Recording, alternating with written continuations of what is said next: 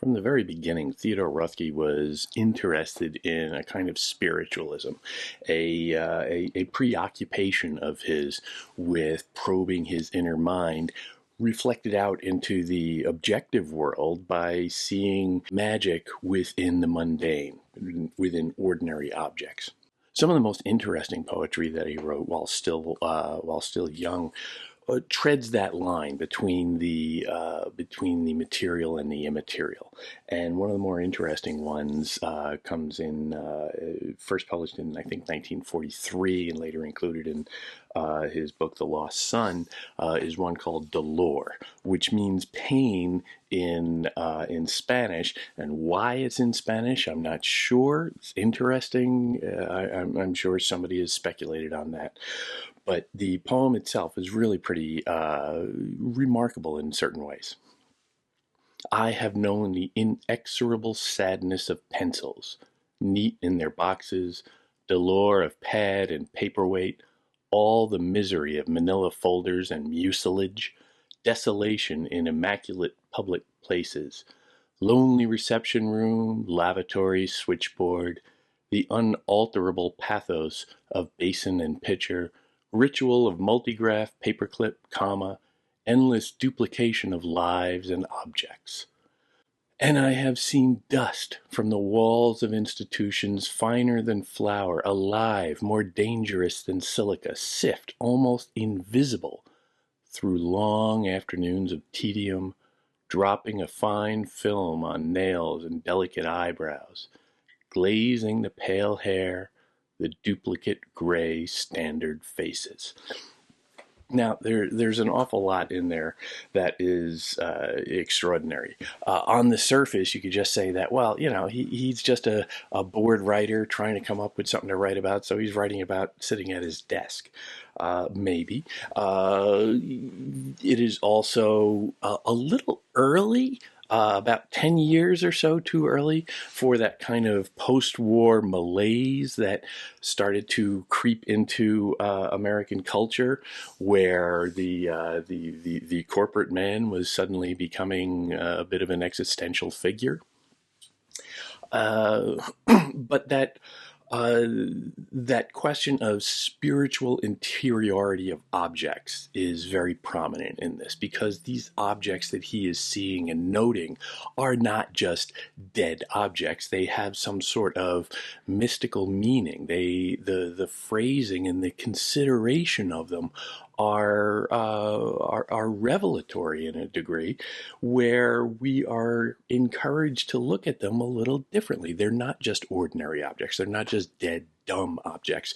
They have some sort of interior value that we can't necessarily see, but that the poet perhaps is seeing to some degree, or at least hinting at.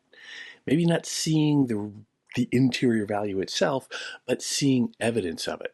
And this is essentially this is Roethke's Romanticism that he is playing with here. That is very much a part of his work as well, where that sense of an interior value is refracted through the object. And you can see the object and only get a kind of a fractured, broken sense of the interior, which is postmodern in its way, modernist in its way, but also really has its anchor in Romanticism, and again, even like maybe John Donne before that. The unrhymed nature of this, I think, plays into that. It is a deliberately unornate, inornate frame for the ordinary. Artistry would imply something special about these objects on the surface, but the aesthetic value has to be in the idea beyond the formal characteristics of sense. The sensory experience of these things has to be fairly dull, has to be fairly stale.